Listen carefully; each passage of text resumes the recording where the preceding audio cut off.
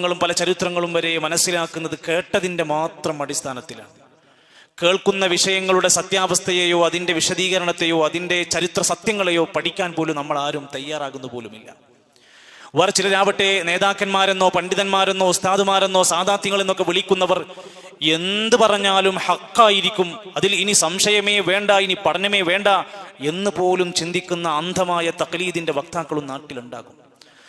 സത്യത്തിൽ മഹാരഥന്മാരുടെ ചരിത്രകൂട്ടത്തിൽ അറിയപ്പെട്ട് പഠിക്കേണ്ടുന്ന ഒരു വ്യക്തിത്വ പ്രഭാവമാണ് മുഹിയുദ്ദീൻ ഷെയ്ഖ് റഹ്മത്തുള്ളാഹി അലൈഹി. ആ ചരിത്രം വായിക്കുന്നിടത്ത് കാണാം അദ്ദേഹത്തിന്റെ പേര് അബു മുഹമ്മദ് അബ്ദുൽ ഖാദിർ ഇബ്ൻ അബി സ്വാലിഹ് എന്നാണ്. പിന്നെ അദ്ദേഹത്തെ നാട്ടുകാർക്കിടയിൽ അറിയപ്പെട്ടത് ഷെയ്ഖ് ജീലാനി എന്നാണ്. അത് ഇറാനിലെ തൊബരിസ്ഥാനിനടുത്തുള്ള ജീലാൻ എന്ന ഒരു പ്രദേശത്താണ് അദ്ദേഹം ജനിച്ചത്. അതുകൊണ്ട് ജീലാനി എന്ന പേരിലേക്ക് ചേർത്ത് പറയാറുണ്ട്. മുഹിയുദ്ദീൻ ഷെയ്ഖ് എന്ന് അദ്ദേഹത്തെ വിളിക്കാറുണ്ട് ചരിത്രത്തിൽ. അത് കാരണം ഇസ്ലാമിന്റെ ദീനിന് ജീവൻ വെച്ചു കൊടുത്ത, ഇസ്ലാമിന്റെ ദീനിനെ ഒരുപാട് ആളുകളിലേക്ക് പകർന്നു കൊടുക്കാൻ താല്പര്യം കാണിച്ചത് കൊണ്ട് മുഹിയുദ്ദീൻ, ദീനിനെ ഹയാത്താക്കിയവൻ എന്ന പേരും ചരിത്രത്തിൽ അദ്ദേഹത്തെ വിളിക്കാറുണ്ട് എന്നർത്ഥം. ഹിജ്റ 470 ഇറാനിലെ തൊബറിസ്ഥാനിനടുത്തുള്ള ജീലാനിൽ അദ്ദേഹം ജീവിക്കുന്നു, ജനിച്ചു വളർന്നു വലുതാകുന്നു. കുഞ്ഞുനാളിൽ പ്രിയപ്പെട്ട പിതാവിനെ അദ്ദേഹത്തിന് നഷ്ടപ്പെട്ട യതീമായി അനാഥനായി പിന്നീട് ജീവിക്കുകയാണ്. പക്ഷേ മാതാവ് ഉമ്മുൽ ഖൈർ ഫാത്തിമ റഹിമഹുല്ല എന്ന് വിളിക്കുന്ന ഫാത്തിമ ബീവി അവരെ കൃത്യമായി കൊണ്ട് നല്ല രൂപത്തിൽ പരിചരിക്കുകയാണ്. ഒരു മകൻ നേടിയ, ഒരു മകൻ കിട്ടിയ ആ ഒരു സ്വാലിഹാക്കി മാറ്റുക എന്ന താല്പര്യം ഏറ്റെടുക്കുകയാണ്. പിതാവ് നഷ്ടപ്പെട്ടതിൻ്റെ വേദനയുണ്ടെങ്കിലും മനസ്സിൽ ഒരു വല്ലാത്ത ലക്ഷ്യം കടന്നു വന്നപ്പോൾ ആ മകന് നല്ല തർബിയത്ത് കൊടുക്കുന്നു, നല്ല സ്വഭാവത്തോടെ വളർത്താൻ ശ്രമിക്കുന്നു. 18 വയസ്സുവരെ തൻ്റെ നാട്ടിലെ പാഠശാലകളിലും വിദ്യാലയങ്ങളിലും പണ്ഡിതന്മാരുടെ അടുത്തുമൊക്കെ ചെന്ന് ദീന് പഠിക്കാൻ തുടങ്ങി. പക്ഷേ അന്ന് അവിടുത്തെ ഒരു സാഹചര്യം വലിയ പ്രയാസമായതുകൊണ്ട് കൂടുതൽ പഠിക്കണമെങ്കിൽ മറ്റൊരു സ്ഥലത്തേക്ക് പോയേ പറ്റുമായിരുന്നു. ആ മാറ്റം ആവശ്യമായിരുന്നു. അങ്ങനെ 18 വയസ്സ് പൂർത്തിയാക്കിയതിനു ശേഷം ബഗ്ദാദിലേക്ക് പ്രവേശിക്കുകയാണ്. എന്തുകൊണ്ട് ബഗ്ദാദിലേക്ക് അന്ന് അദ്ദേഹം ദീന് തേടി പോകാനുള്ള കാരണം, അന്ന് ബഗ്ദാദിൽ നല്ല ഒരു ഖിലാഫത്തുള്ള കാലഘട്ടമാണ്. ഇൽമിന്റെ വിദ്യാഭ്യാസത്തിന്റെ മർക്കസായിരുന്നു അന്ന് ബഗ്ദാദ്. അതേ സമയത്ത് അന്നത്തെ സാമൂഹിക പശ്ചാത്തലവും ഒരുപാട് ദുരാചാരങ്ങളും ബിദ്അത്തുകളും ഖുറാഫാത്തുകളും നിറഞ്ഞു നിൽക്കുന്ന കേന്ദ്രമായിരുന്നു ബഗ്ദാദ്. ചരിത്രം നിങ്ങൾക്ക് ആർക്കും പഠിച്ചാൽ കാണാൻ സാധിക്കും. നല്ല ഭരണാധികാരികളെ കൊണ്ട് സമ്പന്നമായിരുന്ന അന്ന് ചില അധികാരികളുടെ വടംവലി കാരണം കൊണ്ട് നശിച്ച അവസ്ഥയിലേക്ക് ബഗ്ദാദ് കൂപ്പുകുത്തുന്ന രംഗം പിന്നീട് കാണാൻ സാധിക്കും. മതപണ്ഡിതന്മാരെന്ന് വിശേഷിപ്പിക്കപ്പെട്ടിരുന്ന അക്കാലഘട്ടത്തിലെ ചിലരൊക്കെ ദുനിയാവിന്റെ പിറകിൽ ഓടി നടന്നപ്പോ മതം പറയേണ്ടവർ പോലും മൗനികളായി അന്ന് ജീവിക്കുന്ന ഘട്ടം കടന്നു വന്നു. വായിച്ചു നോക്കാം നമുക്ക്. അതോടൊപ്പം തന്നെ നാട്ടിലെ രാജാക്കന്മാരെന്ന് വിശേഷിപ്പിക്കുന്ന ഭരണാധികാരികളിൽ പലരും സുഖലോലുപത മാത്രം താല്പര്യമാക്കിയ ഒരു ഘട്ടമായിരുന്നു. ആ ഇരിക്കുന്ന ഘട്ടത്തിലാണ് ഷെയ്ഖ് അബ്ദുൽ ഖാദിർ ജീലാനി എന്നറിയപ്പെടുന്ന ഈ മഹാപണ്ഡിതന്റെ പഠനവും അവിടുന്ന് പഠിച്ച കാര്യങ്ങൾ എൻ്റെ സമൂഹത്തിനിടയിൽ ഞാൻ ഇറങ്ങി സംസാരിക്കണം എന്ന തോന്നലും ദഅവത്തിന്റെ രംഗത്തേക്ക്, പ്രവർത്തന രംഗത്തേക്ക് കടന്നു വരികയും ചെയ്തു. 30-ലധികം വർഷം തൻ്റെ നീണ്ട അധ്വാനങ്ങൾ പിന്നീട് ദീന് പഠിച്ചത് ജനങ്ങൾക്ക് പറഞ്ഞു കൊടുക്കാനുള്ള ദഅവത്തിന് വേണ്ടി ദുരാചാരങ്ങൾക്കെതിരെ, അന്ധവിശ്വാസങ്ങൾക്കെതിരെ, ദീനിനെ നശിപ്പിക്കുന്നവർക്കെതിരെയുള്ള ശബ്ദമായി മാറി. അമുസ്ലിമീങ്ങളുടെ ഇടയിൽ ഇറങ്ങിക്കൊണ്ട് തൗഹീദ് സംസാരിച്ചു. ഒരുപാട് മുസ്ലിമീങ്ങളുടെ എണ്ണം കൂടാൻ കാരണമായി ആ സംസാരങ്ങൾ. അതാണ് മുഹിയുദ്ദീനായി മാറുന്നത്. ആ നിലക്ക് ഭരണാധികാരികൾക്ക് എതിരായി കൊണ്ടുപോലും പലപ്പോഴും നേരിട്ട് സംസാരിച്ച രംഗങ്ങൾ ചരിത്രത്തിൽ കാണാൻ സാധിക്കുന്നുണ്ട്. ജീവിതത്തെ മതത്തിന് വേണ്ടി കൊടുത്ത് മതത്തെ പരിപോഷിപ്പിക്കാൻ ശ്രമിച്ചപ്പോൾ അദ്ദേഹത്തിന്റെ മരണശേഷവും തനിക്ക് പറയാനുള്ളത് ജനങ്ങളുടെ ഇടയിൽ ലഭിക്കാൻ 3 സുപ്രസിദ്ധമായ ഗ്രന്ഥങ്ങൾ നൽകിയിട്ടാണ് പോയിട്ടുള്ളത്. അതിൽ 1 അൽ ഫത്ഹുർ റബ്ബാനി എന്നാണ് കിതാബിന്റെ പേര്, 2 ഫുതൂഹുൽ ഗൈബ് എന്നാണ്, 3 അൽ ഗുനിയ എന്നാണ്. ആ 3 ഗ്രന്ഥങ്ങൾ എടുത്ത് വായിച്ച, ഞാൻ അതിൽ ഉദാഹരണങ്ങൾ വായിക്കാം. ആ ഗ്രന്ഥങ്ങൾ എടുത്തു വായിച്ചാൽ ആ മനുഷ്യൻ, ആ മഹാപണ്ഡിതൻ ലോകത്തോട് പറഞ്ഞത് എന്തായിരുന്നു? ഇന്ന് സമൂഹത്തിൽ, നാട്ടിൽ, നമുക്കിടയിൽ ഈ മഹാനായ പണ്ഡിതനെ നമ്മൾ എങ്ങനെയാണ് കാണുന്നത്? ഇത് രണ്ടും കൂടെ കൂട്ടിച്ചേർത്ത് വായിക്കണം. ഹിജ്റ 561 റബീഉൽ അവ്വൽ മാസം, റബീഉൽ ആഖിർ മാസത്തിൽ 11-ാമത്തെ തീയതിയിൽ 91-ാമത്തെ വയസ്സിലാണ് അദ്ദേഹം ഈ ലോകത്തോട് വിട പറഞ്ഞു പോയത്. ആ ഒരു ദിവസം പോലും അദ്ദേഹത്തിനെ നിന്ദിക്കുന്ന സ്വരത്തിൽ അത്തരത്തിലുള്ള ആദർശങ്ങളെ പറഞ്ഞ് പ്രചരിപ്പിക്കുന്ന, അതിന്റെ പേരിൽ ആണ്ടും അറിവുകളും നടന്നുകൊണ്ടിരിക്കുന്ന ഒരു കാലഘട്ടത്തിൽ ഈ ഷെയ്ഖ്, ഈ മഹാപണ്ഡിതൻ ലോകത്തോട് ഇതൊക്കെയാണോ പറഞ്ഞു കൊടുത്തിട്ടുള്ളത്? അദ്ദേഹത്തിന്റെ പ്രസിദ്ധമായ കിതാബ് ഫത്ഹുർ റബ്ബാനിയിൽ അദ്ദേഹം പറഞ്ഞൊരു വാക്കുണ്ട്, മുസ്ലിമേ, നീ ഇടക്കിടക്ക് ഇങ്ങനെ ലാ ഇലാഹ ഇല്ലല്ലാഹ് പറഞ്ഞാ മുസ്ലിമാകൂല.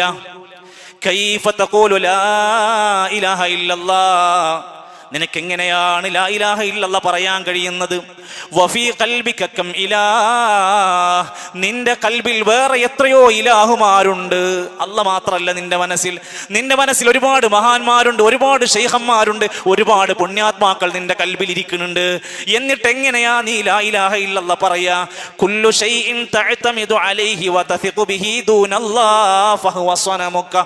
അല്ലാഹു അല്ലാത്ത വേറെ ഏതെങ്കിലും ഒരു വ്യക്തിയിൽ നിന്ന് വല്ലതും പ്രതീക്ഷിച്ച്, പുണ്യം പ്രതീക്ഷിച്ച്, ശിഫ പ്രതീക്ഷിച്ച്, സന്താനഭാഗ്യം പ്രതീക്ഷിച്ച്, ബറക്കത്ത് പ്രതീക്ഷിച്ച് നീ എവിടെ ചെന്നാലും ഫഹുവ സ്വനമുക, അത് നിന്റെ വിഗ്രഹമാണ്. എന്നിട്ട് പറഞ്ഞു ലാ യൻഫഉക തൗഹീദൽ ലിസാനി മഅ ശിർക്കിൽ ഖൽബി, കൽബിൽ ശിർക്ക് വെച്ചുകൊണ്ട് നാവിൽ ലാ ഇലാഹ ഇല്ലല്ലാഹയുടെ തൗഹീദ് പറഞ്ഞിട്ട് എന്ത് കാര്യമാ മുസ്ലിമേ?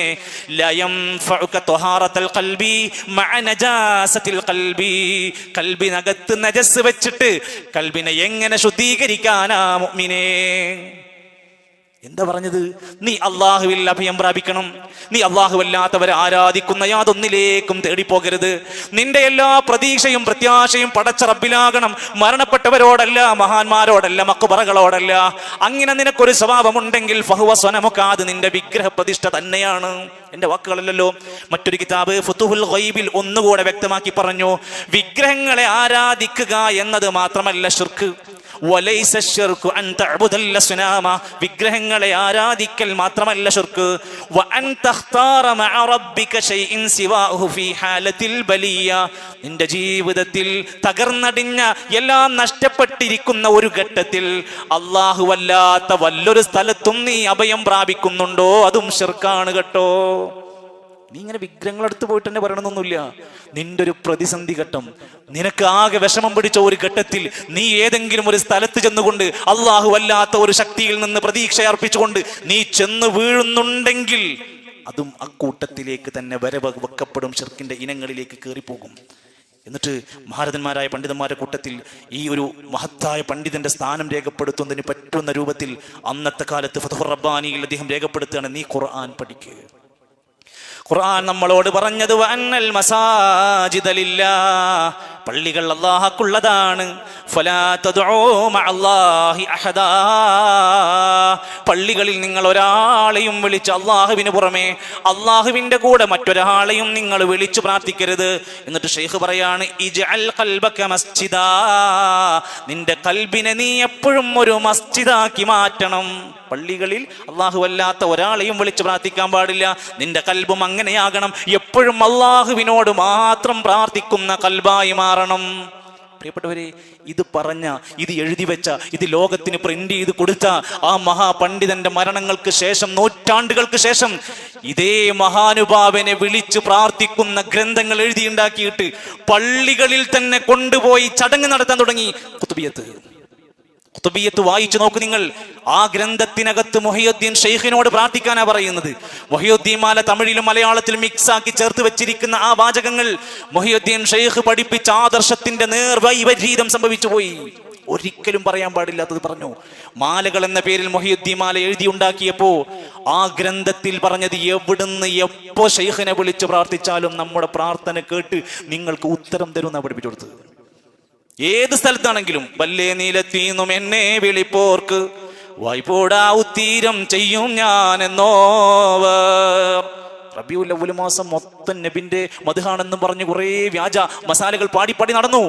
റബീഉൽ ആഖിർ വന്നപ്പോൾ അതേ പള്ളിയിൽ നിന്ന് മൈക്കിന്റെ ട്യൂണ് മാറി, ബിൽ ഹംദി സമദാനി ബിൽ കുത്തുബി ഹംദാനി എന്നൊക്കെ പറഞ്ഞുകൊണ്ട് അവസാനം മുഹയ്യുദ്ദീൻ ഷെയ്ഖിനോട് പ്രാർത്ഥിച്ചു കൊണ്ടിരിക്കുന്ന മാലയും കുത്തുബിയത്തും പള്ളികൾക്കുള്ളിൽ വെച്ച് പാടാൻ തുടങ്ങി. ഈ ഖേദകരമായ അവസ്ഥ പറഞ്ഞു കൊടുക്കാൻ ഇന്ന് നാട്ടിൽ ആരാളുള്ളത്? ആരെങ്കിലും ഒരാൾ ഇത് സംസാരിച്ചാൽ ആ വ്യക്തിയെ നാട്ടുകാർ എങ്ങനെയായിരിക്കും ചിത്രീകരിക്കുന്നത് വായിച്ചു നോക്ക് നിങ്ങൾ. അതുകൊണ്ട് തന്നെയാണ് ഇത്തരത്തിൽ കേരളത്തിൽ വരെ ഇത് പ്രചരിപ്പിച്ചപ്പോൾ നമ്മൾ അതിനെ എതിർക്കാനുണ്ടായത്. ഖാദിരിയ ത്വരീഖത്താണ് ഇതിന് അടിസ്ഥാനം കുറിച്ചത്. ഈ ആശയം കൊണ്ടുവന്നത് ഖാദിരിയ ത്വരീഖത്തുകാരാണ്. ഖാദി മുഹമ്മദി എന്ന് പറയുന്ന മനുഷ്യൻ ഒരുപാട് എഴുതിയുണ്ടാക്കി. വെറും 400 കൊല്ലം പഴക്കമുള്ള മുഹയ്യുദ്ദീൻ മാലയാണ് ഇത്തരത്തിൽ ഏറ്റവും സുപരിചിതമായി. 400 കൊല്ലം പഴക്കമുള്ളൂ. എന്നിട്ട് അതാണ് ഇസ്ലാം എന്നും 1400 കൊല്ലം മുമ്പ് പഠിപ്പിച്ച ഇസ്ലാം വേണ്ടാന്നും പറയുന്ന അവസ്ഥയിലേക്ക് വന്നെങ്കിൽ നമ്മൾ എന്തൊരു പുത്തൻവാദിയാണെന്ന് പറയാൻ വേറെ തെളിവ് ആവശ്യമുണ്ടോ? എന്നിട്ട് മാത്രമല്ല, മുഹയ്യുദ്ദീൻ മാല ചൊല്ലിയാൽ ഖുർആനിനേക്കാൾ പ്രതിഫലമാണെന്ന് പഠിപ്പിച്ചു. എന്താ അങ്ങനെ പറയാൻ? അവർ പറയുന്നുണ്ട്, മൊഴിയൊന്നും കളയാതെ പിളയാതെ ചൊന്നോർക്ക് മണിമാടം സ്വർഗത്തിൽ ന്യായം കൊടുക്കുമേ. തെറ്റുകൂടാതെ മുഹ്യിദ്ദീൻ മാല ചൊല്ലിയാൽ സ്വർഗത്തിൽ ഒരു മാളിക ലഭിക്കും. ഖുർആൻ പറഞ്ഞിട്ടില്ല, ഹദീസ് പറഞ്ഞിട്ടില്ല. ഖുർആൻ ഒരു തവണ തെറ്റുകൂടാതെ പാരായണം ചെയ്താൽ സ്വർഗത്തിൽ മാളിക തരുന്നു. പ്രതിഫലങ്ങൾ ഒരുപാട് പറഞ്ഞിട്ടുണ്ട്. എന്നാൽ തെറ്റുകൂടാതെ മുഹ്യിദ്ദീൻ മാല ഓതിക്കഴിഞ്ഞാൽ പാടിക്കഴിഞ്ഞാൽ സ്വർഗത്തിൽ മാളിക കിട്ടുന്ന ഈ നാട്ടുകാരോട് പഠിപ്പിച്ചു കൊടുത്തു. എത്ര പണം മുടക്കിയാലും, ആടിനറുത്താലും പോത്തിനറുത്താലും ഇത് മുടക്കാൻ അവർ സന്നദ്ധരല്ല. എന്തേ? ഇത് സ്വർഗം കിട്ടുന്ന കാര്യമാണെന്ന് ജനങ്ങളോട് തെറ്റിദ്ധരിപ്പിച്ചു കൊടുത്തു. ഇതിനാണ് വിശുദ്ധ ഖുർആൻ നമ്മളോട് ആദ്യം തന്നെ ഒരു കാര്യം പറഞ്ഞു തന്നു. യാ അയ്യുഹല്ലദീന ആമനൂ, സത്യവിശ്വാസികളെ, ഇന്ന കസീറൻ മിനൽ അഹ്ബാരി വറുഹ്ബാനി, പണ്ഡിതന്മാരിലും പുരോഹിതന്മാരിലും ധാരാളം ആളുകളുണ്ട്. ലയകുലൂന അംവാലൻ നാസി ബിൽ ബാത്തിൽ, ജനങ്ങളുടെ സമ്പത്ത് അന്യായമായി തിന്നുകൊണ്ടിരിക്കും. ജനങ്ങളുടെ സമ്പത്ത് തിന്ന് നശിപ്പിക്കുന്നവരാണ് അന്യായമായിട്ട്.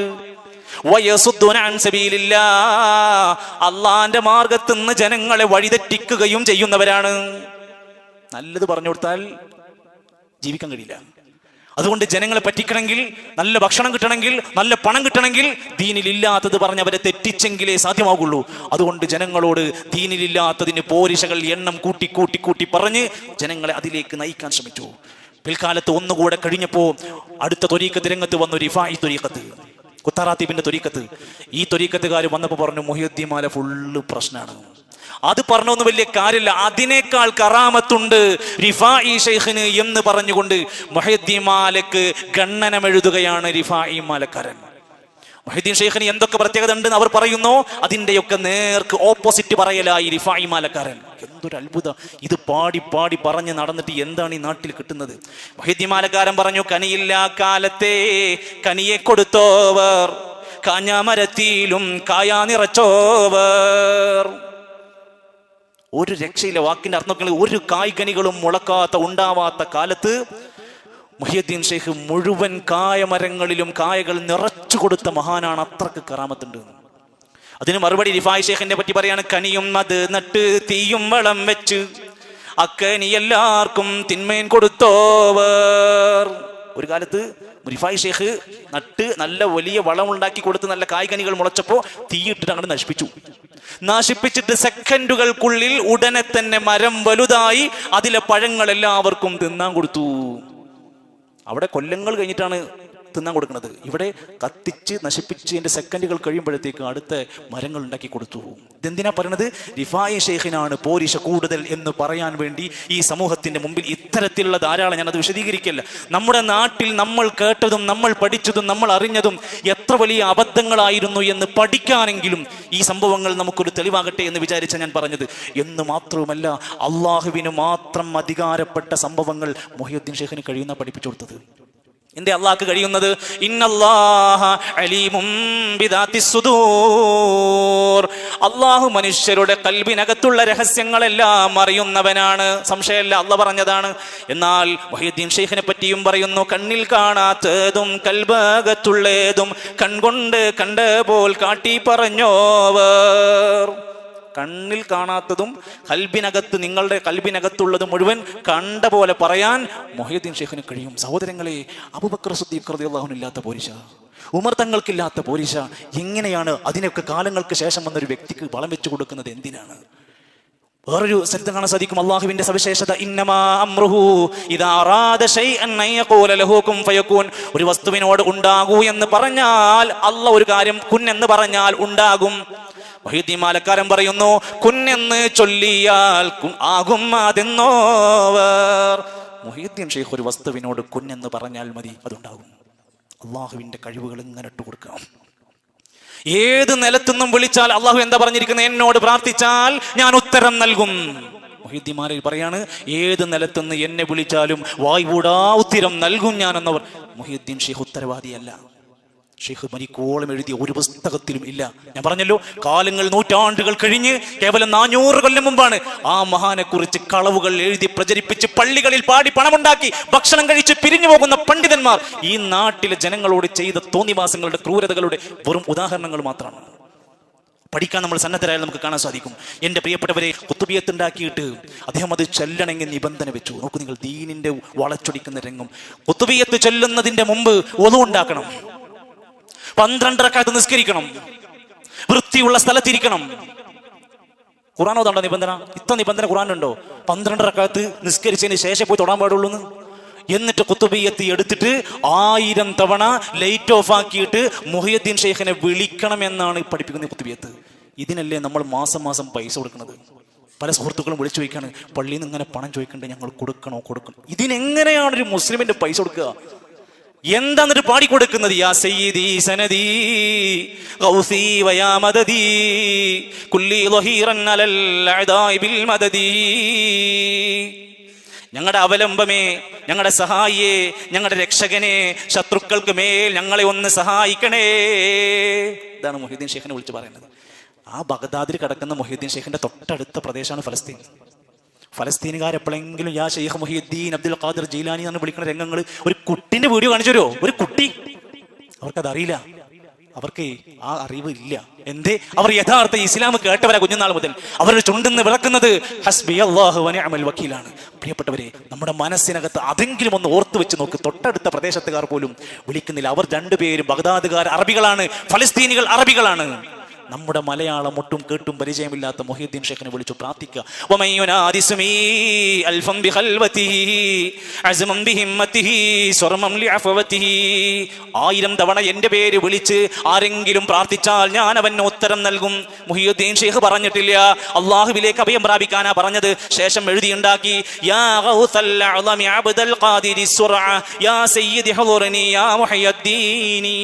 ഞങ്ങളുടെ സദസ്സിൽ വന്ന് ഹാദിറാകണേ, ഞങ്ങളെ സഹായിക്കണേ എന്ന് അറബിയിൽ വിളിച്ചു പറയുമ്പോൾ നമ്മൾ വിചാരിച്ചു അതൊക്കെ മഹാന്മാരെ പറ്റിയല്ലേ. മഹാന്മാരെ പറ്റി പറയുന്നതിനൊരു അതിർത്തിയുണ്ട്, അതിനപ്പുറത്തേക്ക് പറയാൻ പാടില്ല. എന്ന് മാത്രമല്ല, നമ്മുടെ നീറുന്ന പ്രശ്നങ്ങൾക്കിടയിൽ പോലും ഇടയാളനാക്കിയിട്ട് മുഹീദ്ദീൻ ഷെയ്ഖിനോട് ചോദിക്കാനാ പറഞ്ഞത്. കലൻ അസ്റായിൽ മൗത്ത് വാങ്ങുന്ന ആളിൽ കരുത്തർ മുഹയ്യദ്ദീൻ കാവലേകല്ലാ. അസ്റായിൽ വന്ന്, ഇതിൽ പറഞ്ഞ വാക്കാട്ടോ, അസ്റായിൽ എന്ന വന്ന് മൗത്തിന് വന്ന് പിടിക്കുന്ന സമയത്ത് ഒന്ന് കാവല് സഹായിക്കണം, മുഹയ്യദ്ദീന്റെ കാവലുണ്ടാവണേ. സൂർവിളി കേട്ടിട്ട് ഒക്കെ പുറപ്പെട്ടാൽ സുൽത്താൻ മുഹയ്യദ്ദീൻ കാവലിലേകല്ലാ. സൂർ എന്ന കാഹളത്തിൽ വഴിച്ചിട്ട് ആകെ പരലോകത്ത് പ്രശ്നം ഉണ്ടാകുമ്പോ മുഹയ്യദ്ദീനിന്റെ കാവല് ഞങ്ങൾക്ക് തരണേ. വനുഫിഖ ഫിസ്സൂർ, ഖുർആൻ പറഞ്ഞത് എന്താ? കാഹളത്തിൽ ഊതപ്പെടും. ഫഇദാഹും മിനൽ അജ്ദാസി ഇലാ റബ്ബിഹിം യൻസിലൂൻ. എല്ലാവരും അല്ലാഹുവിലേക്ക് ഉറ്റുനോക്കി കടന്നു വരും. ഖാലൂ, അന്ന് ഖബറിൽ കടന്നവർ എഴുന്നേറ്റ് ചോദിക്കും, യാ വൈലനാ മൻ ബഅസനാ മിൻ മർഖദിനാ, ഞങ്ങളുടെ ഈ ഉറക്കത്തിൽ നിന്ന് ഞങ്ങളെ ആരാ ഉയർത്തെഴുന്നേൽപ്പിച്ചത്? ഹാദാ മാ വഅദർ റഹ്മാൻ വസദഖൽ മുർസലൂൻ. പ്രവാചകന്മാർ പറഞ്ഞത് എത്ര സത്യമാണ്. ഒരാൾക്കും ഒരാളെയും സഹായിക്കാൻ പറ്റാത്ത, ഒരാൾക്കും ഒരാളുടെയും രക്ഷകനായി വരാൻ പറ്റാത്ത ഒരു ലോകത്താണല്ലോ ഞങ്ങളുള്ളത് എന്നവർക്ക് ബോധ്യപ്പെടും. അതുകൊണ്ട് നമ്മുടെ മനസ്സിനകത്ത് ഇസ്ലാം പഠിപ്പിച്ച, അല്ലെങ്കിൽ മുഹയ്യദ്ദീൻ എന്ന സ്ഥാനത്തിന് പേര് കിട്ടാൻ മാത്രമുള്ള പണിയെടുത്ത ആ ഷെയ്ഖിനെ കുറിച്ചാണ് നമ്മുടെ മനസ്സിലുണ്ടാകുന്നത്. അദ്ദേഹത്തിന്റെ ഒരു ഉപദേശത്തിൽ ഫത്ഹുർ റബ്ബാനിൽ പറയാണ്, ഇൻകാന വലാ ബുദ്ദ ലക മിനത് ത്വലബി, നിനക്ക് എന്തെങ്കിലും ഒരു സഹായം ആവശ്യം വേണ്ടി വരുമ്പോൾ ഫത്ലുബു മിൻഹു, നീ അല്ലാഹുവോട് ചോദിക്ക്. ലാ മിൻ ഖൽഖിഹി, നിന്റെ പ്രയാസങ്ങൾ നീക്കിത്തരാൻ ലോകത്ത് ഒരു സൃഷ്ടിക്ക് സാധ്യമല്ല. ഫഇന്ന അഗ്ളബൽ ഖൽഖി ഇലല്ലാഹി തആല മൻ യത്ലുബു ദുനിയ മിൻ ഖൽഖിഹി ഇസ്തഗീസ ബിഹി ഇലൈഹി. സൃഷ്ടികളോട് പോയി രോഗം മാറാൻ, വിഷമം മാറാൻ, കുട്ടികളെ കിട്ടാൻ ചോദിക്കുന്ന, സഹായം തേടുന്നവനോടാണ് അള്ളാഹ്ക്ക് ഏറ്റവും വെറുപ്പുള്ളത്. എന്താ പറഞ്ഞ? യഥാർത്ഥത്തിൽ അദ്ദേഹം പഠിപ്പിച്ചത്. സുഹൃത്തുക്കളെ, കണ്ണൂരുകാരായ നമ്മളെ സംബന്ധിച്ചിടത്തോളം നമുക്കും റോളുണ്ട്. നമ്മുടെ പരിസരങ്ങളിൽ ഈ മുഹയ്യദ്ദീൻ ഷെയ്ഖിന്റെ പേരും പറഞ്ഞുകൊണ്ട് നടക്കുന്ന ദുരാചാരങ്ങൾ വ്യാപകമാണ്. രണ്ടാം മുഹയ്യദ്ദീൻ ഷെയ്ഖ് എന്ന് വിശേഷിപ്പിക്കപ്പെട്ട ഒരു മഹാനാണ് പോലും പുറത്തിയിൽ മക്കാമിലുള്ളത്. ഈ മക്കാമുകൾ ഇങ്ങനെ വളർന്നുകൊണ്ടിരിക്കുകയാണ്. വളർന്ന് അവിടേക്ക് ആളും പണവും ഉറൂസുകളും നടന്നുകൊണ്ടിരിക്കുകയാണ്.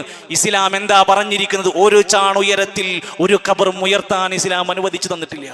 അവിടെ എടുപ്പുണ്ടാക്കി ഉയർത്താൻ പറഞ്ഞിട്ടില്ല. ഖബറുകൾ ഉത്സവപ്പറമ്പുകൾ ആക്കരുതേ എന്ന് പ്രാർത്ഥിച്ചതാണ് റസൂലുള്ളാഹി സ്വല്ലല്ലാഹു അലൈഹി വസല്ലം. എന്തു ചെയ്യാൻ? ഉറൂസുകളുടെ ഉദ്ഘാടകന്മാർ വരെ തങ്ങന്മാരും സാദാത്യങ്ങളുമായി പോയി. തൊട്ടടുത്ത ഇരുവേരി മക്കാമിൽ നടന്നുകൊണ്ടിരിക്കുന്നത് എന്താണ്?